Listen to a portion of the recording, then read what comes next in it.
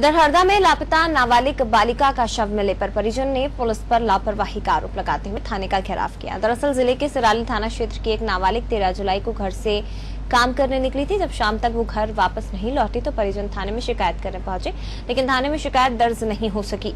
कई बार चक्कर लगाने के बाद आखिरकार 26 जुलाई को गुमशुदगी की रिपोर्ट दर्ज हुई। तभी 29 जुलाई को नाबालिग का शव खंडवा के पास मिला, जिसके बाद गुस्साए परिजन सामाजिक और राजनीतिक कार्यकर्ताओं के साथ थाने का घेराव करने पहुंच गए। इस दौरान उन्होंने आरोपी की गिरफ्तारी की मांग करते हुए जमकर हंगामा किया और पुलिस की लापरवाही को देखते हुए थाना प्रभारी के निलंबन की मांग की। ये घटना जो है 13 तारीख की है। 13 तारीख को आदिवासी समाज की एक बालिका गायब हो जाती है। उसके माँ बाप यहाँ शिकायत दिखाने आते हैं, लेकिन FIR 26 तारीख तक नहीं लिखी जाती। उसको घुमाया जाता है क्योंकि वो गरीब परिवार से, आदिवासी परिवार से, तो घुमाया जाता है कि भैया आप ये कागजात लेकर आओ, आप वो कागजात लेकर आओ, लेकिन नहीं लिखी जाती। आज उस बालिका की मृत्यु हो गई है। खंडवा में उसकी डेड बॉडी मिली है।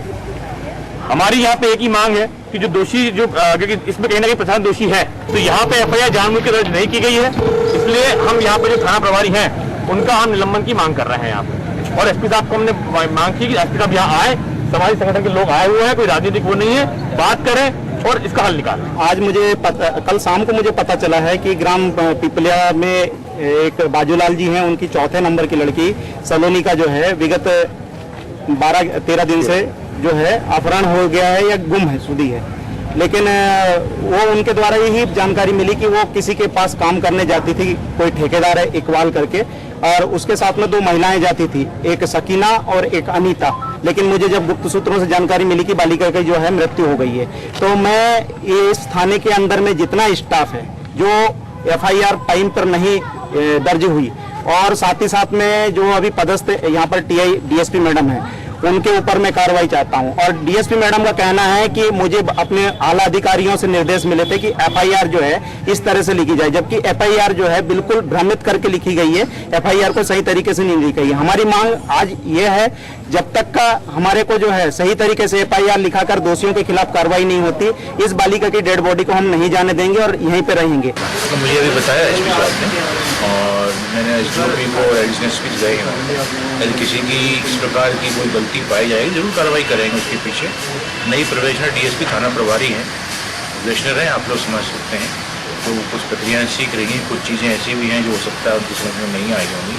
पर मैं नहीं समझता कि पुलिस में एक महिला जो थाना प्रभारी वो असेंसिटिव हो सकती है। सेंसिटिव बिल्कुल टोटल 100% है। उसने वही प्रयास किए जो करने चाहिए। कुछ कमी होगी तो उसको दूर करेंगे।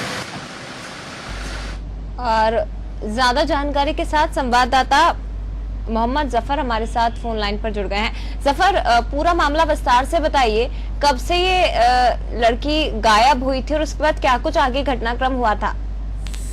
जी जया जी, बताना चाहूंगा, हरदा जिले के सिराली थाना क्षेत्र में एक नाबालिग 13 जुलाई से घर पे काम करने का कहकर घर से निकली थी, जो घर पर नहीं लौटी। तो 26 जुलाई को परिजनों द्वारा उसकी गुमशुदगी की रिपोर्ट दर्ज कराने के लिए थाने में गए, परंतु थाने में उनकी रिपोर्ट नहीं लिखी हो, तो उनको कुछ कारण से उनकी रिपोर्ट नहीं लिखी गई थी। जी, क्या कारण था? रिपोर्ट क्यों नहीं दर्ज की गई? पुलिस की तरफ से क्या कुछ कहा गया इस मामले में?